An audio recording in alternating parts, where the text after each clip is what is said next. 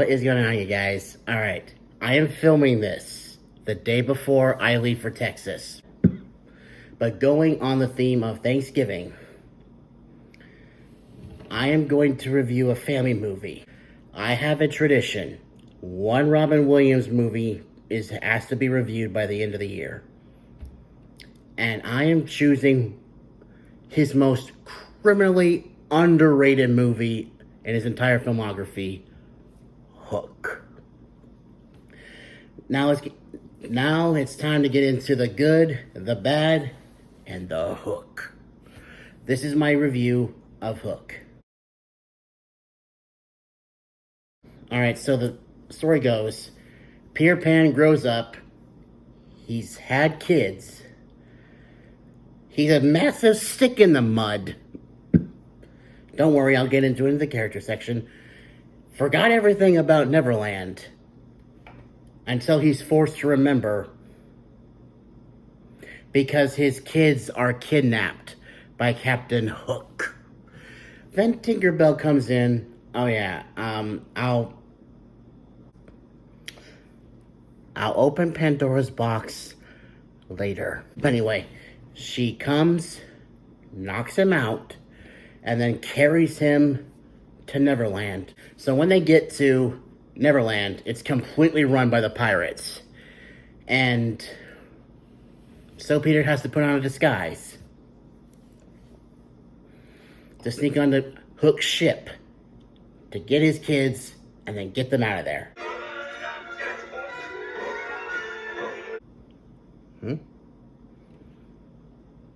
Oh, I've heard about this.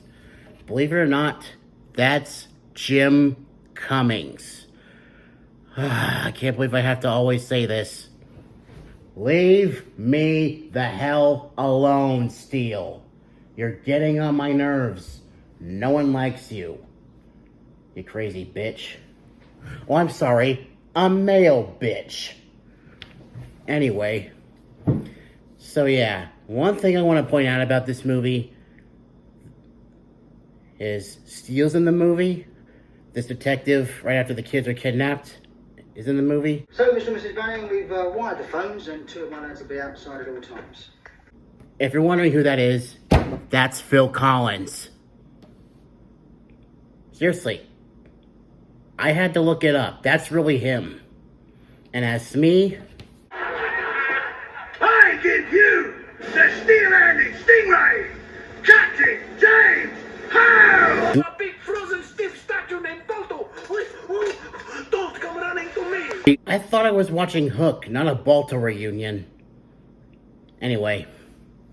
So after a rescue attempt fails, Tink pretty much makes a deal with Hook that in 3 days she can have Peter trained and everything in between, and they can fight for his children's freedom. Now, Hook agrees to this. And so that's the whole premise of the movie.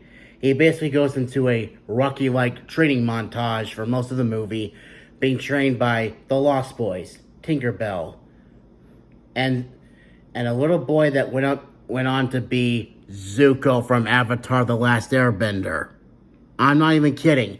That's really Dante Bosco. I had to look it up. Don't laugh at me, Zuko. I'm just as shocked as anyone. Anyway, so after the 3 days have passed, and Peter remembers his happy thought, which is his kids, and he remembers everything, which leads to something that I don't like about the movie, but I'll get into that in the what I didn't like section. And then he pretty much becomes this fast-talking, just watch. Maybe you need a Band-Aid or a thermometer. Thermometer make it all better. That's how Nips made the Wendy Lady better. Robin Williams. Throughout your career, people have said that you're both lovable, funny, heartwarming, but also annoying. I never got that last part. Except for in this movie. Seriously, will you learn to shut up? Okay? Shut up. After a very bizarre scene with Tinkerbell,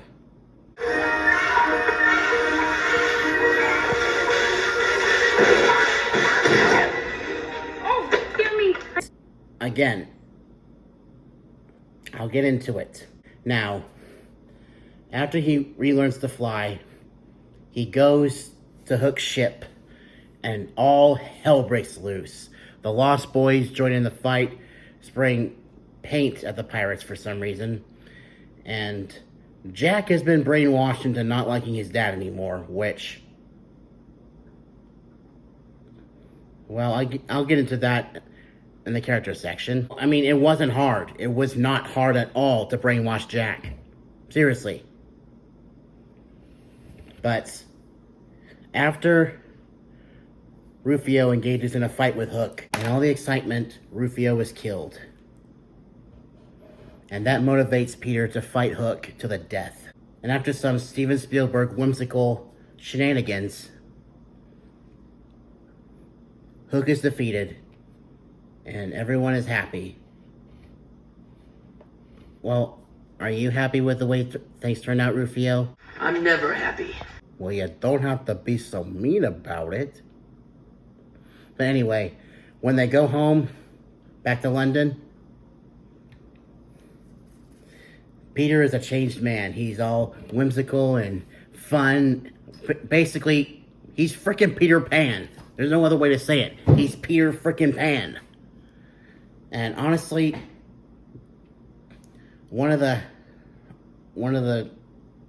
people that stays with Wendy, it was a lost boy who lost his marbles, which was a joke that was a running gag throughout the movie. And when his marbles are found in Neverland, Peter brings them back. And literally the last shot of the movie is him using it to get pixie dust to fly away. Directed by Steven Spielberg, you say? Okay, with Peter, he's a massive dickhead.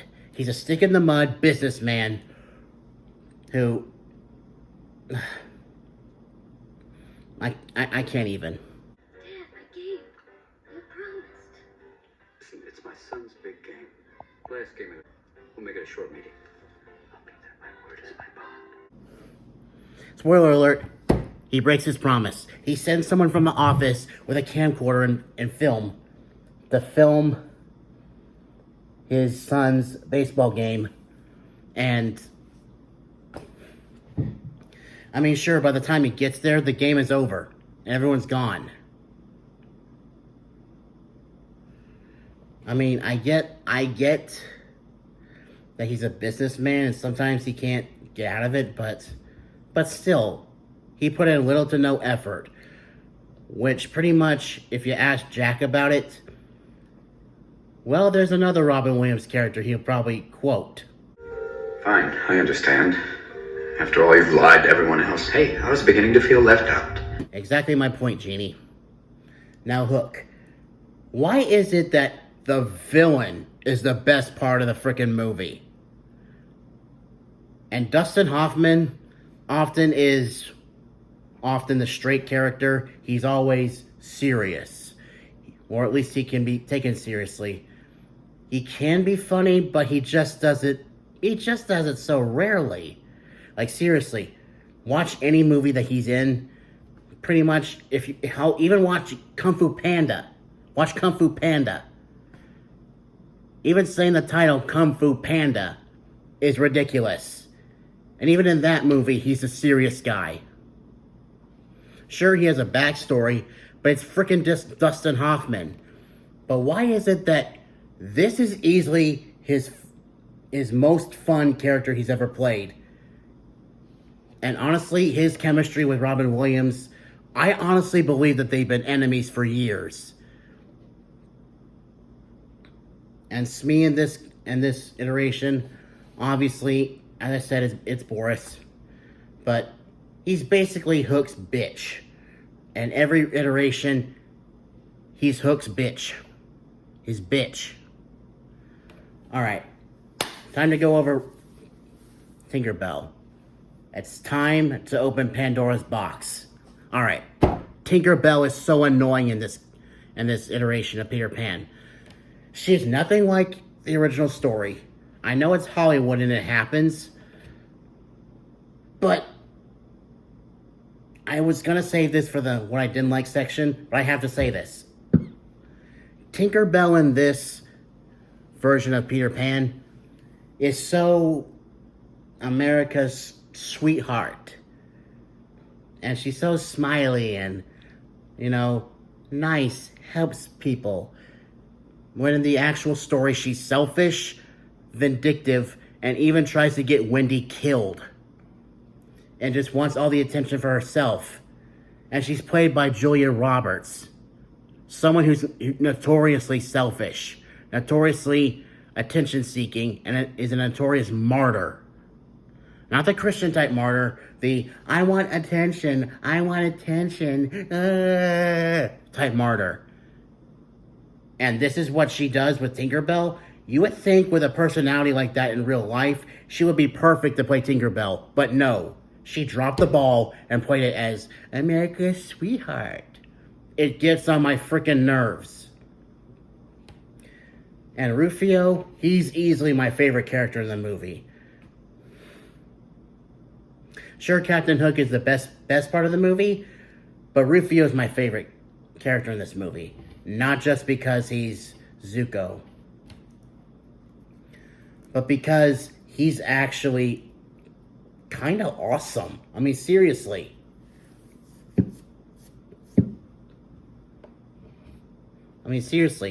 That mohawk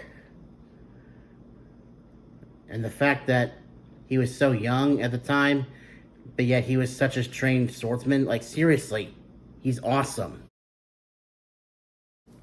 Alright, to make this quick, seeing where she grows, and her only explanation is, I always wanted to be this tall, to be with you, Peter. And it's never explained how she can do it. Go to Nostalgia Critic's review of this movie. There are way too many plot holes, and he explains them a lot better than I do. So go watch his review of the movie. Alright, final thoughts. Overall, I love this movie, and I will always defend it. Which is why this is the first iteration, the first installment of defending cinema in quite some time. And overall, yeah, I can see this movie has problems, but what movie doesn't? And knowing that people like Maggie Smith, who plays Wendy, and Bob Hoskins, who plays Smee, are no longer with us. How do you feel about it, Phil Collins? We love you, Uncle Boris. Holy shit, talking polar bears! That's my review of Hook, and I know this is kind of rushed, but I have a lot to do before I leave for Texas. I'm just excited for this week. I mean, I have an entire week off of work. With pay, sucker. Well, not the entire week, but yeah. I wanted to do this review for some time. I know I kind of did a very small review with Movie of the Week way back when Friday Update was all over the place in 2019. I remember I gave a short review, but this is a full-length review. And I hope that you all have safe travels. Like I said last week, have a very happy Thanksgiving. And until next time, stay positive and stay awesome, everyone. See ya.